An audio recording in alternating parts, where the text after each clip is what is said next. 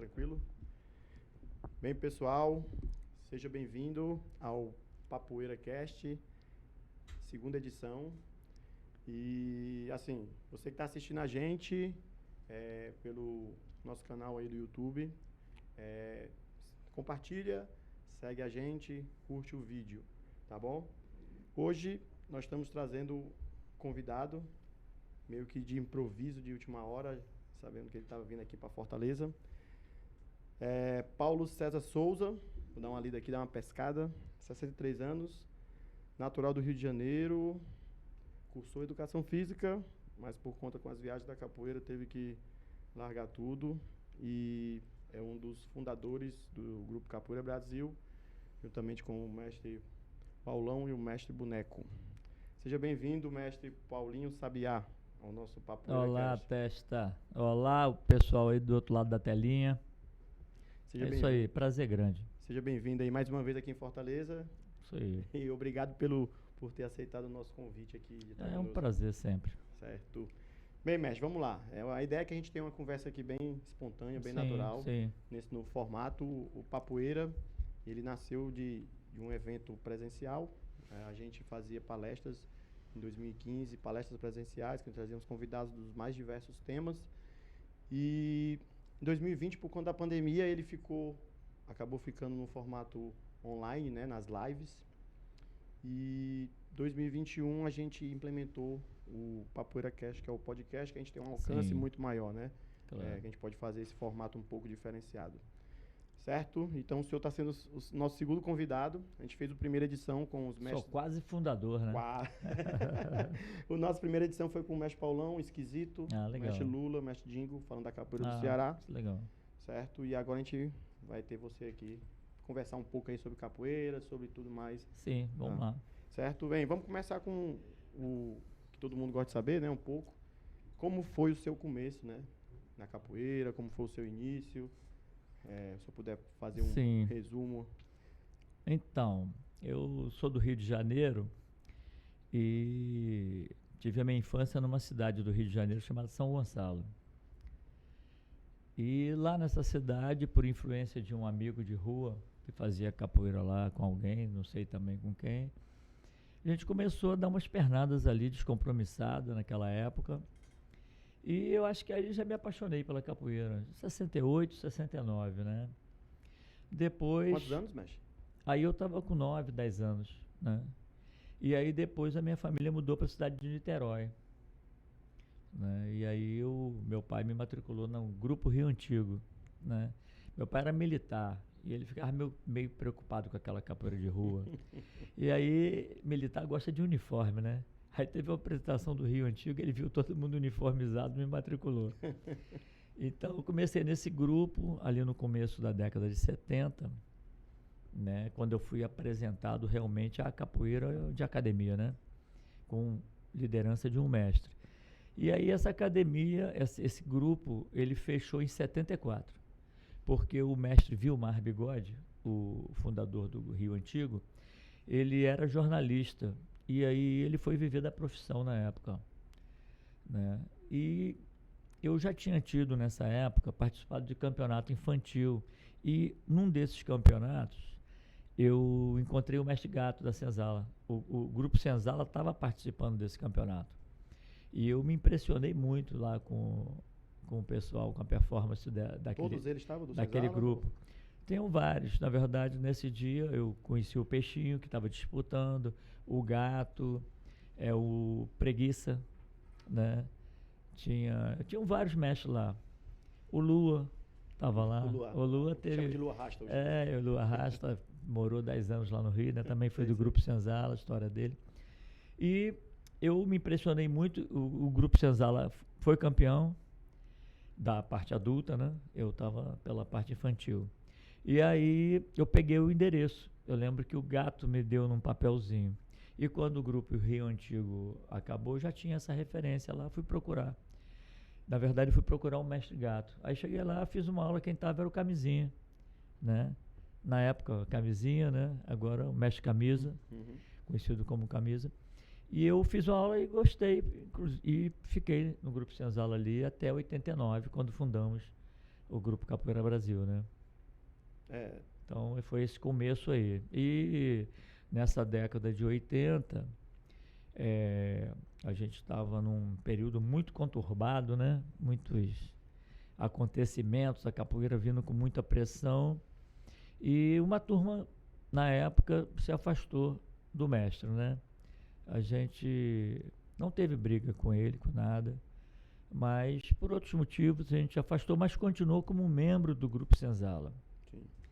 Né? E aí naquela época ali estava muito confuso para o Grupo Senzala administrar aquela confusão, né? Todo aquele embate ali. O clima. O clima era pesado e o mestre Peixinho sugeriu. Foi depois de um batizado de capoeira que rolou lá um mal-estar, né? E ele me chamou para jantar. E nesse jantar ele falou: olha, a gente gosta de vocês são pessoas legais, mas seria melhor para a gente apoiar vocês fora do grupo, porque o mestre de vocês também é do grupo e toda essa confusão aqui fica difícil. E aí a gente ficou perdido nessa época, não sabia o que fazer. Isso não era 89 ainda, né, mestre? Isso era 88, na verdade. Né? Eu acho que quando ele chamou para isso era comecinho de 88 e a gente já começou ali a ver as possibilidades. Fomos estruturando a ideia, né, no ano de 88 e fundamos o Grupo Capoeira Brasil em 14 de janeiro de 89, com a presença do Grupo Senzala todo lá, como eles prometeram, estavam nos apoiando e outros mestres, né?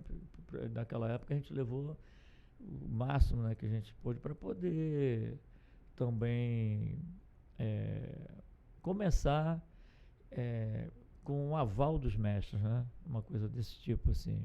E a gente já tinha rodado muito antes, então a gente fez um ciclo de amizade grande também, né? Nesse período. E aí, quando a gente fez o grupo, estava todo mundo lá, né? Tinha uma galera grande. Esse vídeo rola aí, né? Na internet. Sim, O pessoal pode tanto os ver dois, tanto lá, né? No Rio de Janeiro e o daqui também, né? Sim, aí depois teve aqui, nós fizemos outra fundação, né? Isso. Aqui no Ceará. E foi isso. E a gente vem nessa batida aí, nesse caminho. Nessa época que o senhor estava lá no Rio, né? Quando o senhor conheceu o Grupo Senzala, ele já era ele o único grupo de destaque, assim, né? Ou tinha outros grupos? Ou ele já era a referência? O Grupo Senzala, eu acho que ele se torna muito conhecido a partir daquele berimbau ali na década de 60, o berimbau de ouro, que eles foram campeões, né? Campeões de 3 anos consecutivos. E aí ficou conhecido no Brasil, na época a capoeira estava no Brasil, né? Então, quando eu cheguei em 70, eu acho que era um dos grupos de expressão. Mas São Paulo tinha um Cordão de Ouro também, né? Sim. Que também era um grupo bem expressivo. Aí tinha outro já, né? Mas eram poucos grupos. Era mais o mestre e sua escola, né? Sim. O Grupo Senzala dizem até que foi o primeiro grupo, né? A se organizar como grupo, né? Isso, Então, já era de grande destaque, sim, na década de 70. Já nessa época, o senhor falou aí a questão da fundação, né? A gente sabe que o Grupo Capoeira Brasil são os 3, né? Você, o Paulão, o Paulinho Sabiá. Como foi... E o Boneco. O Boneco, desculpa. O Paulão, o Paulinho Sabiá e o Boneco. Isso. Como é que vocês se conheceram lá na década de 80? Como foi esse encontro e como é que caminhou, né, para essa parceria, né? Nós éramos amigos de treino, né? O Boneco... Vocês dois eram lá do Rio e o Paulão era... Boneco já estava lá, né? O Boneco chegou lá no treino e a gente treinava ali já desde a década de 70 junto, acho que, não sei muito bem a data que ele entrou. Quando o senhor chegou, o Boneco já estava? Não, acho que foi o contrário. Foi o primeiro, né? Certo. Mas a gente, mais ou menos assim, na mesma época. Então e Paulão chegou em 80, eu acho, né? Parece que ele fez o contato com a Miss em 79 e 80 ele viaja. Parece que o Boneco chegou em 76, eu acho. E aí éramos amigos de treino, então isso foi acontecendo. Nessa ideia de fazer um grupo, tinham outros na conversa. Sim. Né? Quando começou essa ideia, tinham pelo menos uns 6 na conversa ali. Só que depois uns foram desistindo e nós fomos ficando ali, os 3, né? E resolvemos fazer essa parceria. Essa parceria. Na época não era muito, assim, não como hoje, né? Como é que era a visão? Porque, como o senhor disse, tinha poucos grupos, né? Hoje em dia a gente tem muitos grupos, né? Como é que era essa ideia de grupo, assim, de sair de um grupo e estruturar outro? Era uma coisa... Como é que era isso? Porque tinha pouco, né? Tinha alguns grupos, já na década de 80, já tinham bastante, assim, não como hoje, é claro, mas Sim, claro. a gente já via mais grupos já sendo organizados. Mas vou falar por mim agora, nem passava pela minha cabeça essa possibilidade, né? Porque ali era muito assim, era o mestre e os alunos, e você ficava ali, né, com o mestre e depois seguia o caminho do mestre. Era uma coisa muito assim, que eu carrego até hoje também, né? E quando a gente é lançado nessa situação, de ter que tomar essa decisão, foi muito difícil, né? A gente estava, assim, na época, muito desorientado. O Gato e o Peixinho foram os 2 que eu conversei muito com esses 2, que eu estava muito próximo dos 2. O Gato até hoje é o grande amigo, Parceiro, né? né? Parceiro, Sempre tá junto, né? E o Peixinho sempre foi parceiro também, mas já não está mais aqui entre a gente. E esses 2 ajudaram muito ali na construção, falavam, ó, vai com calma. Quando a gente apresentava, ó, isso aqui não é legal, isso aqui é legal, enfim, eles foram orientando. E isso que eu acho que possibilitou. Se a gente não tivesse essa retaguarda, eu acho que ia ser bem complicado. É interessante ver, né, mestre, que assim, na fundação do grupo, né, a quantidade de grandes nomes renomados, né, mestres renomados, né, presentes, né, que Sim. dão a sua assinatura, né, embaixo, né, para esse movimento, né, para essa criação, né. Então, a capoeira é muito assim, né, é de você, primeiro, você se apresenta, você interage e depois você tem um retorno. Quando a gente, já na década de 80, no começo de 86, que a gente se afastou lá da Academia do Mestre, a gente combinou de Paulão ir em todos os eventos aqui mais perto, aqui no Nordeste, e eu e o Boneco pegar o Sudoeste, Sul. Né? Então, todo evento naquela época, que era de ônibus e de carro, né? A gente estava. Então tinha muitos finais de semana, estavam os 3, um em cada lugar. O Boneco estava no Sul, eu estava no Centro-Oeste, o Paulão estava no Nordeste. E isso aumentou muito o repertório de amigos, né? A gente foi conhecendo muita gente. Então, quando a gente fez o evento, a gente já tinha muito amigo naquela época. E a capoeira é isso, né? Uma das riquezas são os amigos, né? Sim, com certeza. Quem tem amigo não está sozinho nunca. E nessa época, eu acho que foi a grande cartada nossa. Então, a gente, quando começou, eu acho que as pessoas já estavam olhando assim com outros olhos, vendo que a gente estava com uma mentalidade legal, sim, trazendo a coisa dentro de uma disciplina, e aí todo mundo foi lá apoiar. Sim, sim, com certeza. E depois que o negócio começou a andar, né? Depois que o grupo começou a andar, né? Como é que foi? Teve um momento que vocês tiveram que desconectar desses mestres, né? Assim, para andar com as suas próprias pernas, assim, né? Aí a questão, como foi o desenvolvimento da metodologia, a criação do formato, do estilo do Capoeira Brasil, como foi esse começo, né, de identidade do grupo, né, de criação? Bom, porque a gente tem o grupo, hoje em dia a gente visualiza muito o grupo com uma pessoa só, né, com um mestre, né? O Capoeira Brasil é uma exceção, que são 3, né? E mesmo assim, criaram uma identidade própria. Só de ligar. Sim. Então, eu não diria... A gente nunca se desconectou dos mestres. Desconectar que eu falo assim, não ficar com aquele, os mestres sempre dando uma...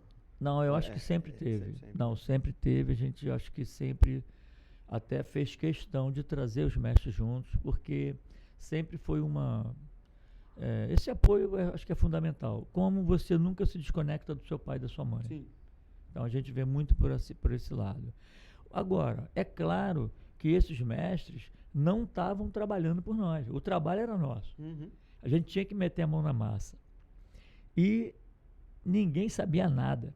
Nem eu, nem Boneco, nem Paulão. Éramos 3 pessoas inexperientes, né? A gente já tinha uma certa bagagem de capoeira, de dar aula, né? De treino, dessa coisa assim, mas de grupo, nada, né? Então, a gente ouvia os mestres, a experiência dos mestres, filtrava aquilo e trazia para cá. Então, logo no começo, a gente criou uma metodologia, né? E normas. A gente entendeu que sem normas, sem regras, não dava para se organizar. E a gente entendia também que era necessário organização, né? E fomos por aí. Foi o começo muito complicado, difícil, né? E você falar, porque é complicado, são 3 mestres, né? Inclusive nós tivemos esse problema, porque são 3 pessoas muito diferentes, né? Totalmente diferentes. Então, naquela época também, uma outra coisa que às vezes as pessoas não conseguem visualizar é a questão, será que eles já entendiam que ia crescer? Não, ninguém pretendia isso, ninguém tinha isso em mente. Na verdade, a gente só queria continuar na capoeira, né? A gente não queria largar a capoeira. A única certeza é que a gente não iria largar a capoeira. Agora, se o grupo ia dar certo, para onde a gente estava indo, ainda não tinha essa visão, né?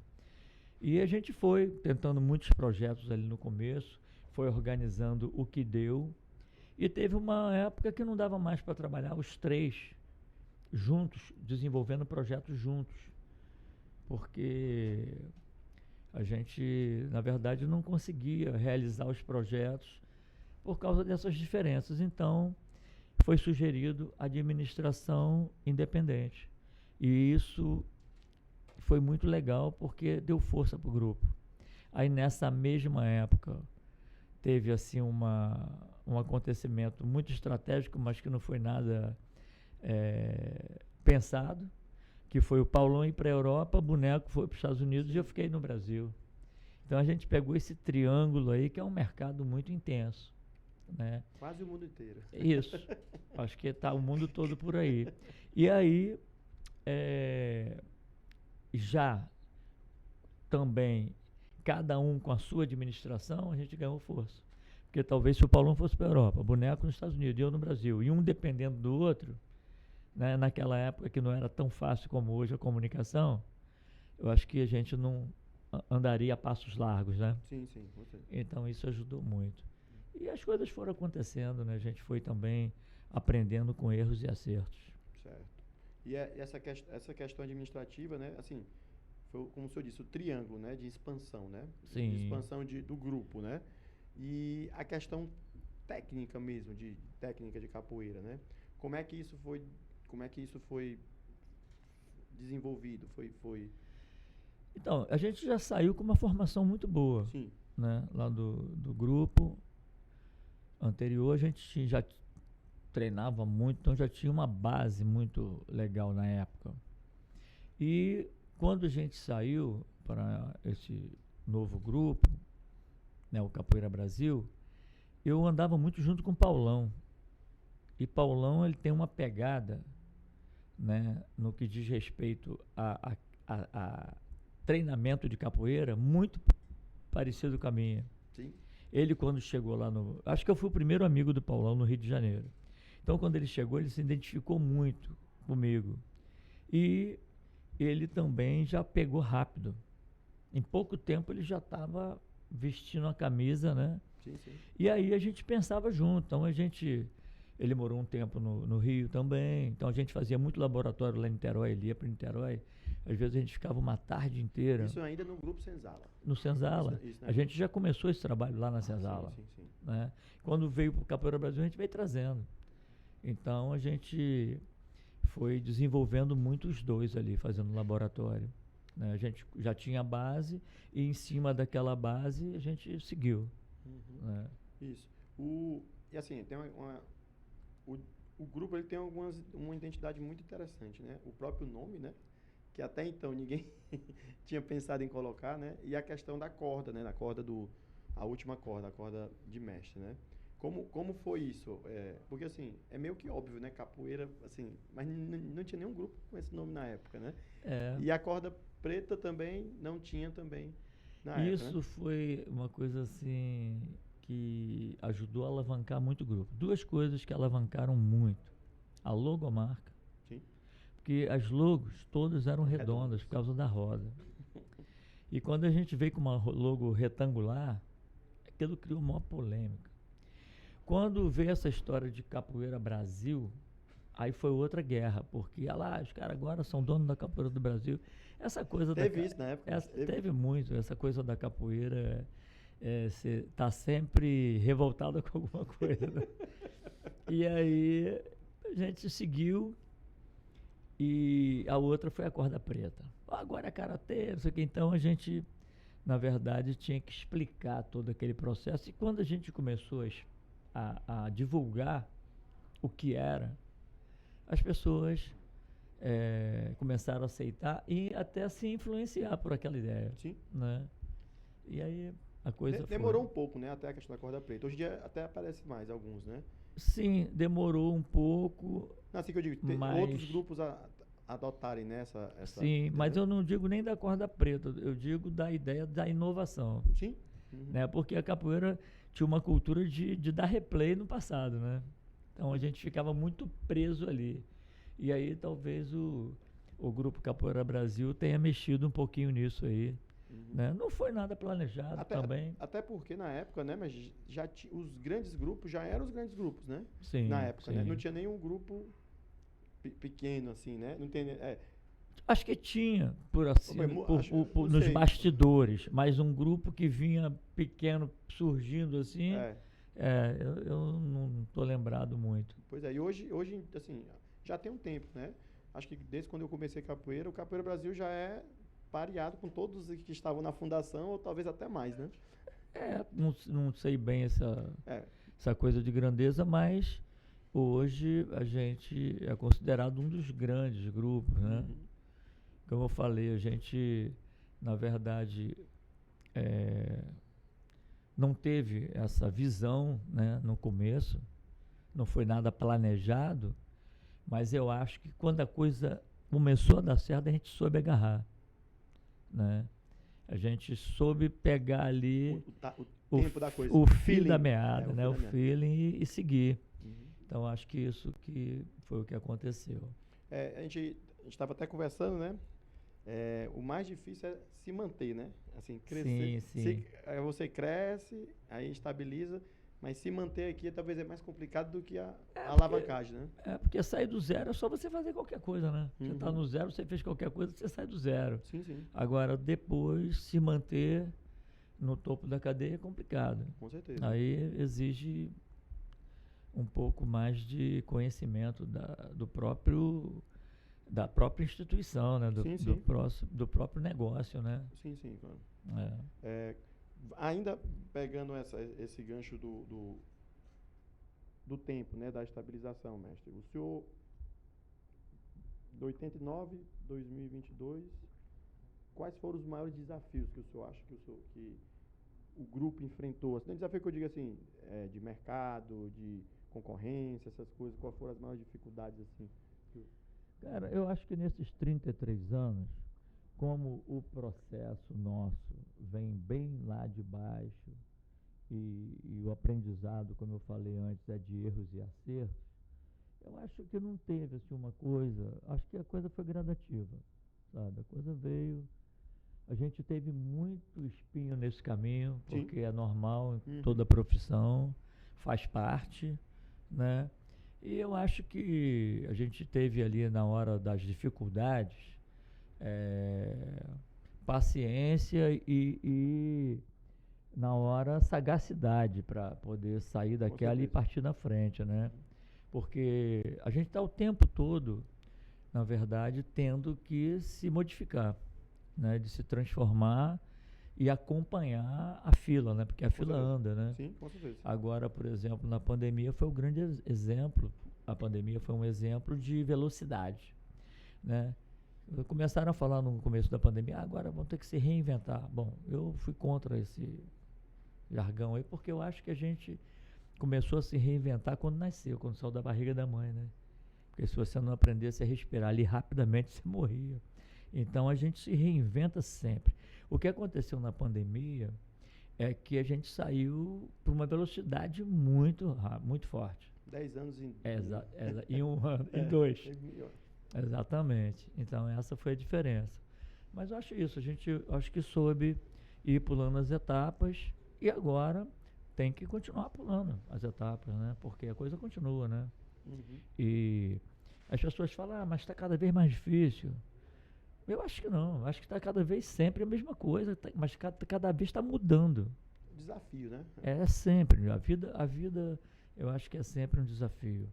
Né? A gente estava conversando hoje daquela história do cara que vê pronto e fala, foi bem fácil, né? Uhum. Porque depois que está pronto é fácil. Sim, engenheiro de obra, a gente chama na engenharia de engenheiro de obra pronta. Exatamente, engenheiro de obras prontas. O cara vê tudo pronto e diz, isso aqui foi fácil. Isso aí é molinho para fazer. Isso mesmo. Exatamente. Então, mas não foi fácil, mas eu posso dizer também que não foi difícil por um motivo, porque a gente ama capoeira, né? E quando você consegue trabalhar no que você ama, aí fica muito fácil, né? Sim, sim. Porque se você perguntar, eu nem vi o tempo passar. Sim, né? sim, com certeza. Eu escutei uma vez até o João Pequeno falar uma coisa interessante. Eu falei para ele, pô, mestre, o senhor nunca envelhece, o senhor está sempre assim desse jeito. E o mestre já estava com uma idade bem avançada, mas muito animado. Ele falou, não, eu tento, mas a capoeira não deixa. ela, na verdade, é sempre muito prazer, né? Você trabalha tendo prazer, né? Uhum, com certeza. Então, eu acho que a gente conseguiu superar as dificuldades assim. Certo. Mestre, agora partindo um pouco mais assim pro Paulinho Sabiá mesmo, assim, né? Uma das coisas que sempre me chamou a atenção, tanto no seu jogo quanto na forma do senhor administrar a coisa, na verdade é a organização, né? E a gente fala muito, assim, eu pelo menos me espelho muito nessa questão da sua forma de gerir a coisa, né? E às vezes a forma de gerir às vezes é um pouco um reflexo, né, do jogo da capoeira, né? Assim, eu falo muito assim, o jogo da capoeira reflete um pouco do que a pessoa é, né? Então, eu queria que o senhor falasse assim como é a forma, né, de conduzir o trabalho do mestre Paulinho Sabiá, a organização, a gestão, o empreendedorismo da coisa toda. Como é que o senhor enxerga isso dentro da capoeira?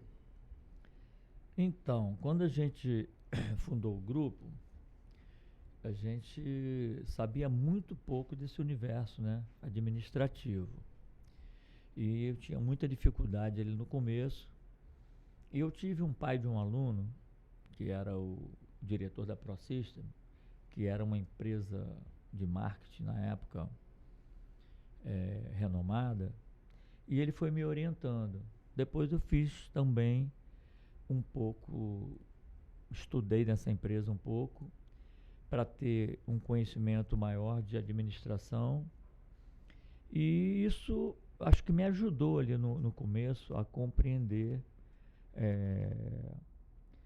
como seria, como eu poderia levar o meu grupo, administrativamente falando, né? Mas eu peguei uma ideia dele, do Francisco, dessa pessoa que era do marketing. Ele falou para mim, olha, você vai saber administrar seu negócio, porque a capoeira é um negócio diferenciado. Porque eu tinha chamado ele para administrar meu negócio. Eu queria contratar ele na época, para ele fazia toda a administração. Ele falou, olha, eu não pego esse negócio, porque é um tipo de negócio muito diferenciado. Eu estou acostumado com patrão e funcionário. O patrão fala a você, eu quero um funcionário para fazer isso. Você aceita, tem um contrato, assinou o contrato, está fechado.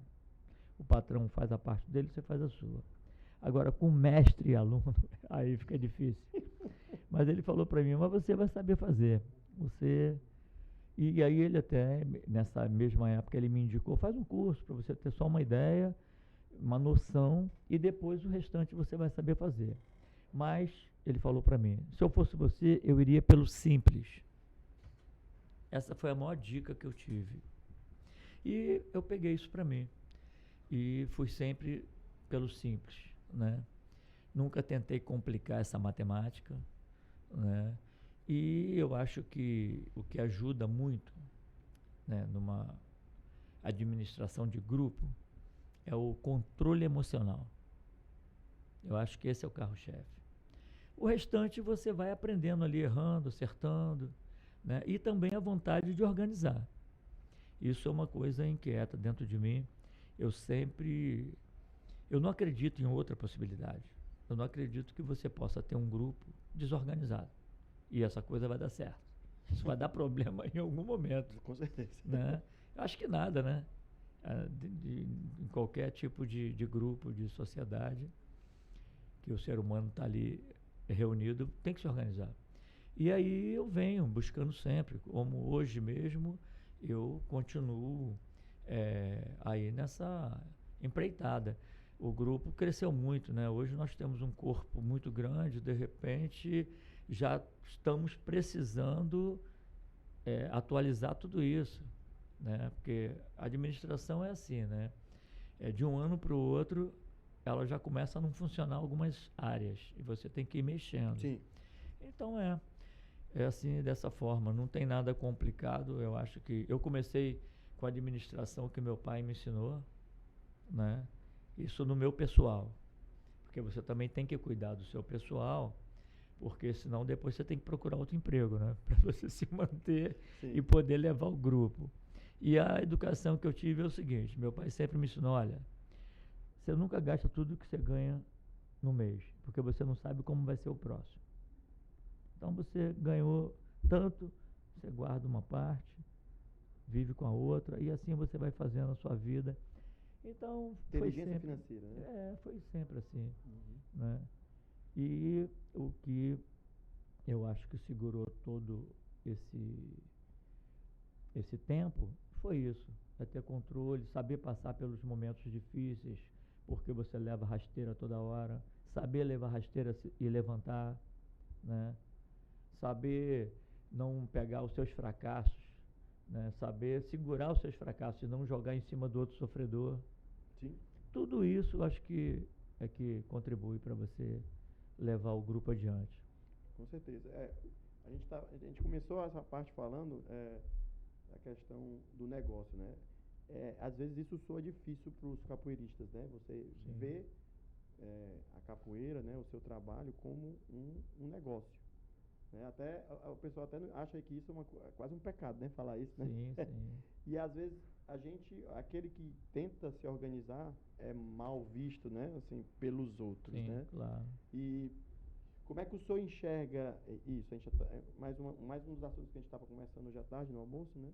A questão da diferença, né? Da capoeira para as outras artes marciais, né? E como elas se adaptaram ao longo do tempo nessa questão de negócio, né? Onde é que o senhor acha que é o maior calcanhar de Aquiles, assim, da capoeira, vendo esse ponto do negócio, né? De enxergar como negócio, de organizar, de deixar a coisa mais profissional. Então, comparando com as outras artes, dá para entender, porque a capoeira é mais nova, né? Sim, nem se compara. Então, pô, nem se compara. Essas artes milenares aí, eu acho que já passaram por isso. Então, isso deve ter contribuído para elas saírem na frente agora, no século passado, agora no final do século passado, ali na década de 80. Sim. E agora, né? Agora, o grande calcanhar de Aquiles, cara, é uma cultura que se criou na capoeira, né? E que a gente herdou e traz, né? Quando eu falo a gente, é porque a grande maioria, ainda hoje, que é incrível isso, né? Agora, quando eu vou estudar capoeira, eu vejo que a maioria dos mestres antigos não tinha capoeira como trabalho. Ele falava assim, não, fulano de tal era trapicheiro, fulano de tal era sapateiro, fulano de tal era estivador. Esse era o trabalho do cara. Uhum. Mas ele era mestre de capoeira, né? Mas o Bimba, que teve essas profissões todas, ele já tinha uma ideia de profissão de capoeira como profissão ali. Apesar dele não ter conseguido avançar muito nos negócios, ele trouxe a escola dele e deixou um legado grande, né? Mas a maioria não tinha noção e nem enxergava a capoeira como negócio. Eu acho que a capoeira era mais um prazer e mais o status, né? Eu acho que devia ser bem legal você ser um mestrão daquele ali nos anos dourados da década de 50, né? Que aqueles feras ali que, Sim, sim. né? Imagina você estar naquele meio ali. Eu acho que a sensação era, né, muito assim, deixava o cara numa outra dimensão, né? Sim. Bom, e isso tudo veio passando. Quando chegou na década de 70, já tinha, o meu mestre já pensava na capoeira como profissão, né? Eu já comecei a aprender e olhar ali essa questão, né? Nem sei se no Grupo Senzala todos tinham capoeira como profissão, mas ele tinha, Sim. né? Acho que era o único, eu acho, inclusive. Não, talvez o Peixinho também já Acho que tivesse ali. Bom, mas ele com certeza tinha, Uhum. e a gente já pegou esse veio. E quando eu estava aí com meus 17, 18 anos, já estava dando aula, eu já sabia que eu ia ser capoeirista, que a minha profissão ia ser capoeira, né? Aí tentei até uma faculdade e tudo, mas a capoeira já me chamava muito forte. E naquela época não tinha como largar. E a gente foi, e eu acho que eu faria de novo, se tivesse que voltar atrás. Mas, o que acontece? Sempre muito preso a essa cultura, né?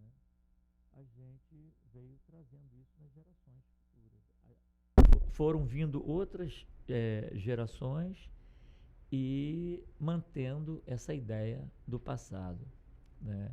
Da capoeira centralizada no mestre,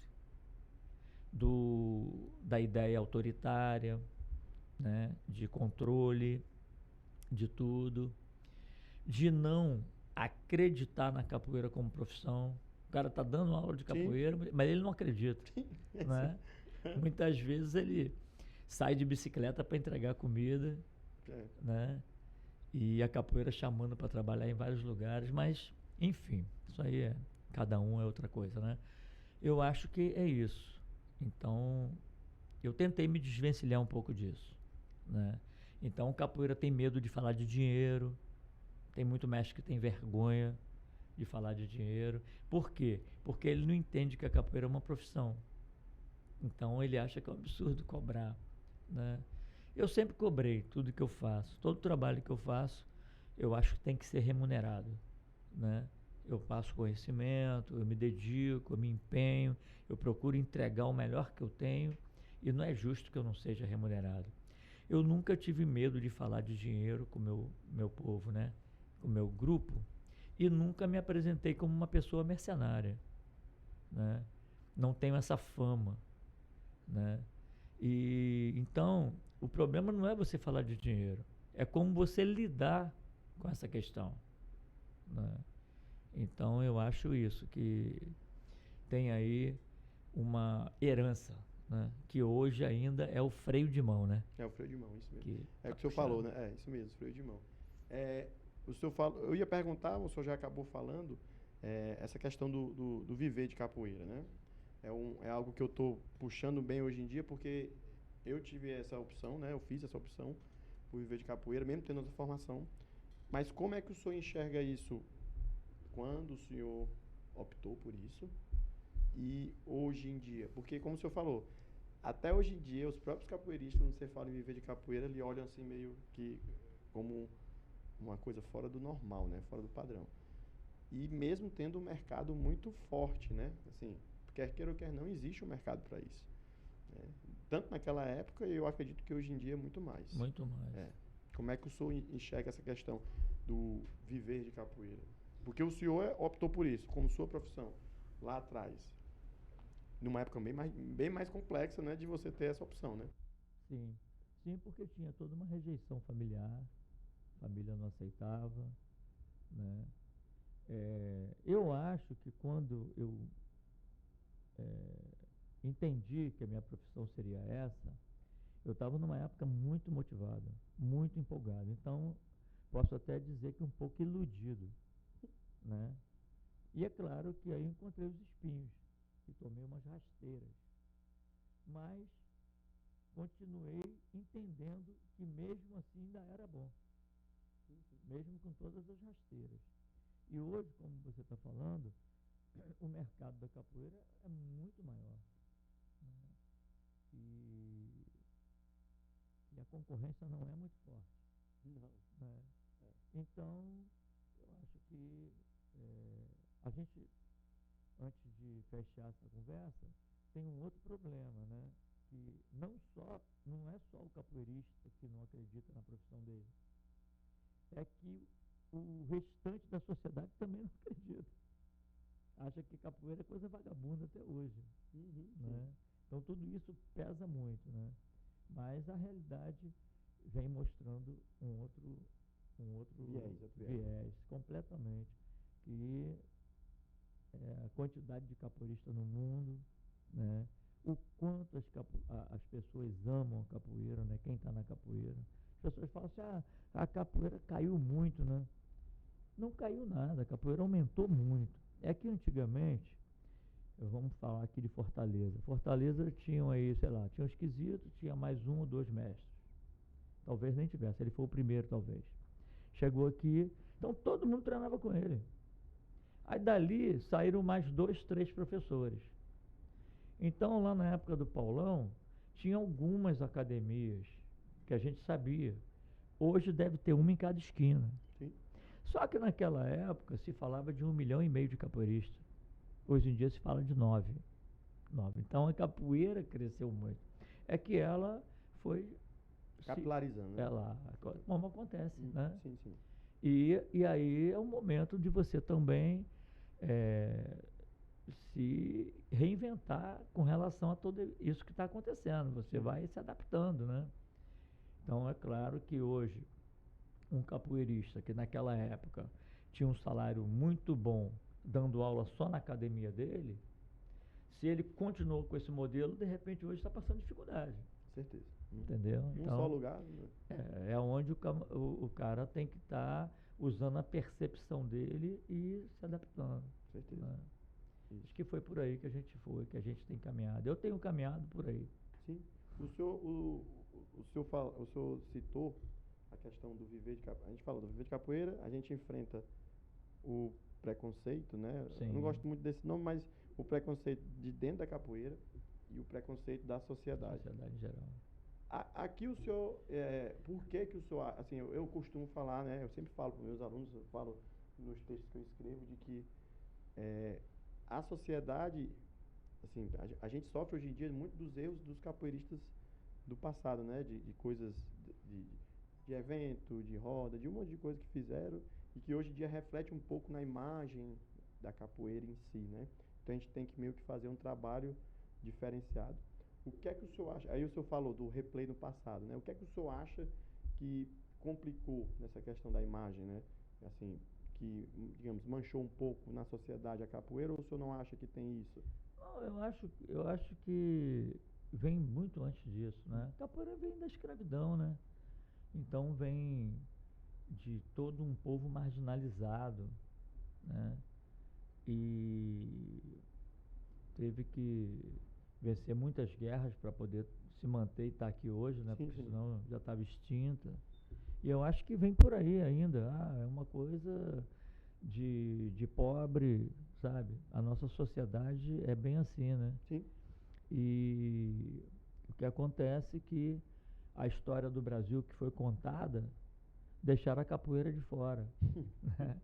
E é incrível, porque você não consegue contar a história do Brasil verdadeira sem a capoeira. Né? Mas inventaram uma outra história para gente. Eu acho que tudo isso. Então vende muito. Não tem, eu acho, ligação com esses mestres que de repente algum ou outro mestre que agiu errado. Eu acho que não é por aí. Uhum. Né? Hoje a gente tem muito mais historiadores levantando a história da capoeira, divulgando. Então eu acho que no futuro essa imagem, né, vai mudando, vai mudar. Sim. Né? Porque não é possível, né, que uma coisa tão grandiosa que nem a capoeira, cultura de todo um povo, possa ser enxergada assim em 2022, né? É uma... E isso é engraçado, né? Mas acho que isso é só aqui no Brasil, né? É É verdade. pontual, né? É claro. O senhor viaja muito mais que eu. Assim, eu nunca viajei para nenhum país do exterior, mas o senhor vê como é a capoeira lá, como ela é vista, Mas o reconhecimento, aquela coisa. isso está ligado ao que o nosso governo investe na educação. Né? Então lá fora, eles, por eles estar longe e a cultura também, por não ser cultura deles, eles estudam muito mais, se interessam muito mais. Então quem lê, só lê um pouquinho que já vai ver que a capoeira não é isso.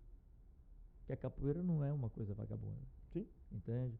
Só que a maioria do brasileiro ainda não lê muito, né? Uhum. Né? A gente não tem esse incentivo aqui no país.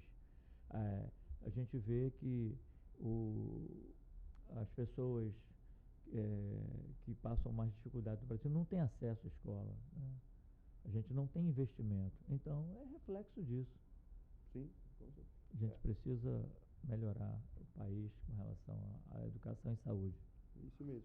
E o que é que assim, o termo que surgiu recente, o que é que o senhor chama, já para a gente entrar no último bloco, o que é que o senhor chama de replay no passado? Como é que o senhor poderia dizer que eu achei interessante esse termo, é muita coisa que eu falo, mas não, esse termo simboliza muito bem, né? Essa fala nossa, né? Sua, né? O que é que o senhor pode dizer que por que a gente gosta de dar replay no passado, né? A gente usa metáfora. Né? Então, eu falo o seguinte, é de você reproduzir.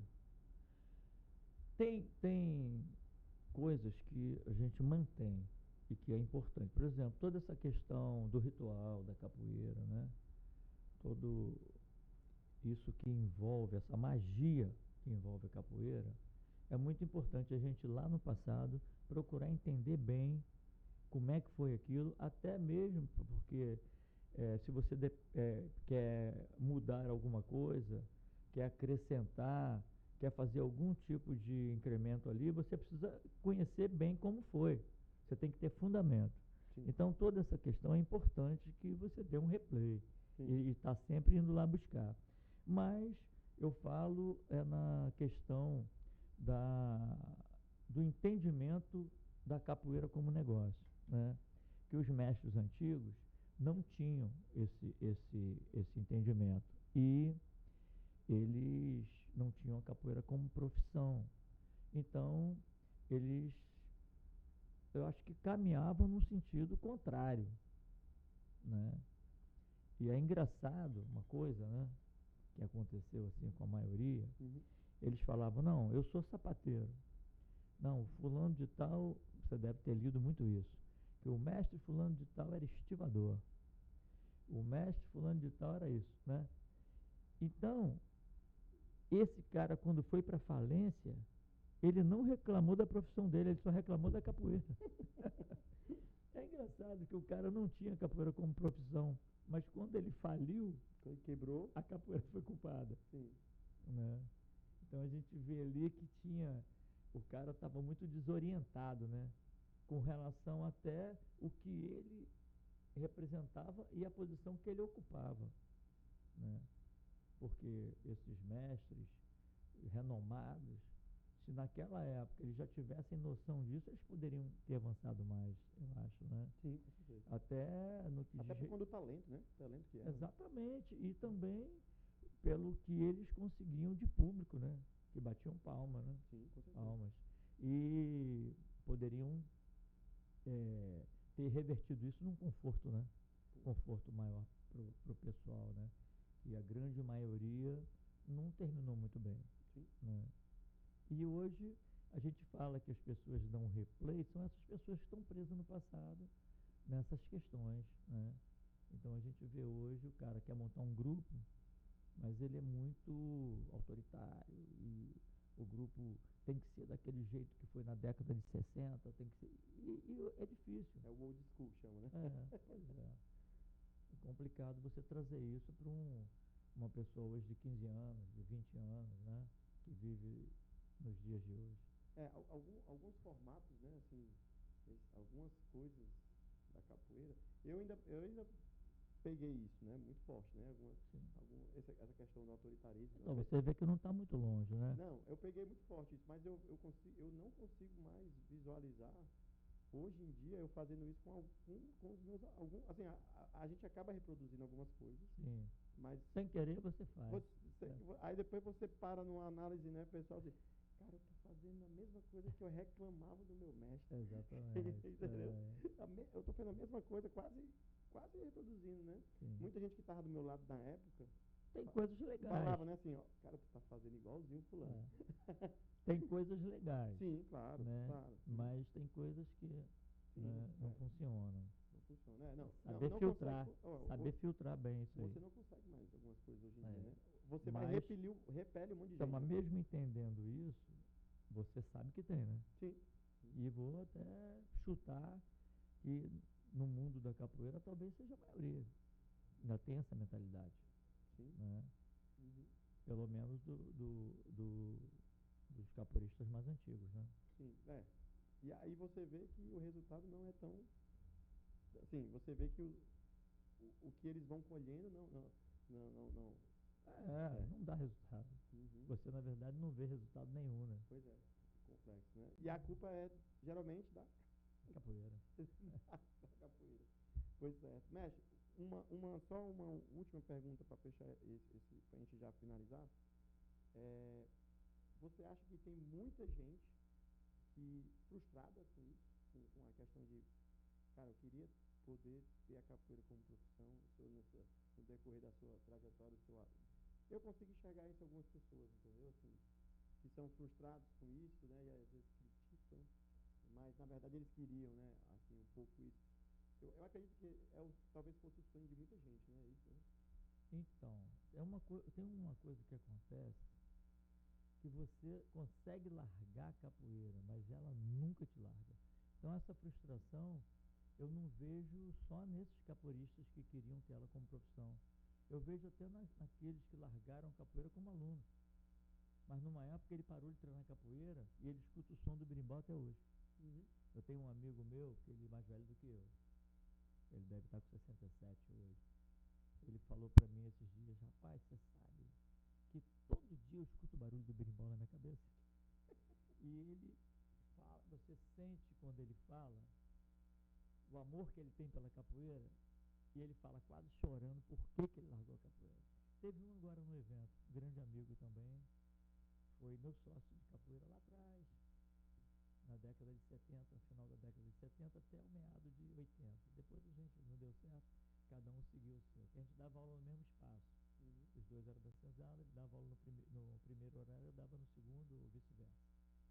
E ele foi para os Estados Unidos, comprou um sítio na serra, fez muitas coisas. E agora o coração traz ele para a capoeira e toda vez que a gente vai conversar ele relembra. Ele fica relembrando o passado. Dando loop, né? Exatamente. Então acho que tem muitas pessoas por isso, porque a capoeira não sai de você. O cara que amou a capoeira um dia vai morrer com ela. Sim, com certeza. Não tem jeito. Ontem mesmo, no dia do capoeirista, um aluno meu me marcou, né? Ele era adolescente, hoje é pai de família e tudo. Ele marcou e falou justamente isso, né? Cara, capoeira para sempre, né? Aí se movimentando, né? E isso é interessante. Isso eu acho que, não sei se tu acha, mas a capoeira nisso é muito forte, né? Esse elo, né, de ligação, né? Muito forte. Mestre, finalizando, eu queria que o senhor só fizesse, hoje em dia, muita gente forma, hoje em dia o título, a questão do nome do mestre está muito desvalorizado, né? Diferente naquela época, né? Qual é o panorama que o senhor pode fazer de diferença principal na questão do mestre naquela época, da fundação de um grupo naquela época, da formatura do mestre e hoje em dia? A principal diferença aí de coisas que fazem isso? Cara, eu acho que já acontecia naquela época também, porque tudo aumentou, né? Então, os dois lados aumentam. Então, hoje tem muitos mestres, né, que são considerados e tiveram boa formação, e tem muitos mestres que pegam atalho, né? Eu acho que não tem muito. O que eu vejo nessa questão é que eu, por exemplo, não formo nenhum mestre, né? O cara conclui o curso na corda preta, e com o tempo a gente só assina embaixo do reconhecimento que ele conquistou, né? Então eu acredito muito nessa questão do mestre que conquista esse espaço, e não do mestre que recebeu esse título porque alguém deu para ele, né? Eu sempre faço questão de falar isso, de enfatizar que eu não estou dando título, eu só estou, na verdade, oficializando o que ele já conquistou em nome do Grupo Capoeira Brasil. Eu estou oficializando, mas ele já é considerado mestre por todo mundo da capoeira que acompanha, né? E é nesse tipo de mestre que eu acredito, né? E continuo acreditando na importância do mestre, que a capoeira é uma coisa a capoeira precisa de guardião. O mestre é o guardião, é o camarada que segura ali o conhecimento e que vai passando adiante, né? Existe uma linha de pensamento agora de achar, não, porque tem que se desvencilhar do mestre para crescer. Isso aí é um absurdo, né? Então eu acho não, eu acho que você... E por coincidência, esse que faz isso não cresce nem sai. Exatamente. É claro que se você tiver um mestre que realmente ele está impedindo que claro, você... Não, não está entrando nessa... Não, você tem que chamar ele para uma conversa e, né, resolver esse assunto, mas não pode ser assim, pensar dessa forma. Então, continuo acreditando no mestre, sei que isso vai continuar, não vejo essa coisa, nenhum perigo e que isso está enfraquecendo, né? Só acho que tudo cresceu, então mestres que não são preparados e competentes cresceram muito também, mas tem muito mestre competente, muito mestre preparado, né? Uhum. E a gente tem que entender da importância dos mestres, né? E principalmente aqueles que querem se tornar um mestre, né? Sim. O cara que está na empreitada, que está nessa missão e que pretende também chegar lá. De forma trilhando o caminho correto, né? Exatamente. E com certeza vai chegar e vai ser um grande mestre. Sim, com certeza. É isso. Mestre, queria agradecer a sua presença. Acho que se deixasse aqui a gente ia durante muito mais tempo, né? Capoeira não tem fim. Tem fim. Mas eu queria que o senhor fizesse as considerações finais, entendeu? Eu queria que o senhor desse uma mensagem para a turma aí, porque o alcance disso aqui é muito longo, né? Claro. Viu aquele videozinho que a gente fez em 2007, 6,7 tantos milhões de visualizações. A gente espera que isso aqui também alcance isso. E eu queria que o senhor deixasse uma mensagem baseada nisso que a gente conversou, um pouco nessa sua vivência, né? Como capoeirista, como gestor, como empreendedor, como aquele que vive de capoeira, tá bom? Então, eu sempre que eu vou falar da capoeira, eu acabo me emocionando, porque capoeira é a vida toda, né? Então, vocês que gostam da capoeira, que estão se dedicando e que pretendem continuar nessa missão e agarrar essa missão, tem que estar muito ligado no que está acontecendo na sociedade mesmo, tentar se adaptar a tudo isso. Como a gente conversou aqui, vai levar rasteira, mas tem que saber levantar. Eu falei antes, controle emocional, principalmente para aqueles que estão organizando o grupo. Saber conversar com os alunos, saber considerar esse aluno, saber chamar a atenção também quando for preciso, né? Às vezes precisa ser enérgico, né? E às vezes você dá carinho. Enfim, a gente precisa estar com tudo isso, eu acho, bem alinhado, né? Trazer tudo isso no controle, né? E isso muitas vezes, né? Só, desculpa eu estar interrompendo, a gente não vai encontrar muitas vezes na capoeira, né? A gente tem que buscar um pouco fora, né? Claro, claro. E adaptar para a capoeira. Como eu te falei, eu busquei muito a base da minha família, né? Peguei muita educação que meu pai e minha mãe, né? Que eles me deram e vim trazendo, assim, o meu negócio, né? E é isso. E pessoal que está na capoeira também, replicar, né, essas ideias, né? A gente está conversando aqui e o cara que está do lado de lá está filtrando. O que não serve, joga de lado, né? Sim, claro. E o que Reter o que é bom. É claro, e o que é importante também, replicar isso para que a gente possa estar sempre botando a capoeira no lugar que ela merece, né? E tá cada vez mais também entendendo, né? Do que acontece no mundo da capoeira, né? Se fundamentando para a profissão, né? Sim, com certeza, né? Mestre, deixa aí os seus contatos nas redes sociais, como encontrar o senhor nas redes sociais, tudo isso, porque é importante hoje em dia até que a gente vai tentar colocar aqui no vídeo. Bacana. Então, acho que se botar Mestre Paulinho Sabiá lá no YouTube já, né? Que é como as pessoas me conhecem. Inclusive, prazer aí para quem não me conhece, que está aqui nos assistindo, que é o pessoal que está chegando aí na capoeira. E então, o Mestre Paulinho Sabiá, acho que já me acha, já vai ter lá todo o meu contato. Queria deixar especial agradecimento ao Mestre Kim. A gente está gravando esse programa aqui de Fortaleza. O Mestre Kim está trazendo o Mestre Paulinho Sabiá no Festival Summer dele, que ele faz todos os anos. E ele que a gente fechou uma parceria e ele cedeu o mestre, né, para estar aqui conosco, né? Então eu queria agradecer ao Mestre Kim por ter feito essa parceria. Tem uma parceria muito legal. Obrigado, Kim. Obrigado, mestre. Isso aí. Obrigado a todo mundo. Então, galera, siga aí a gente, Viver de Capoeira, Marcelo Teste no YouTube. Testa Capoeira, em tudo que é lugar você encontra a gente por lá. Beleza? Valeu, Testa. Valeu. Obrigado aí pelo mestre. papo, foi ótimo. Obrigado.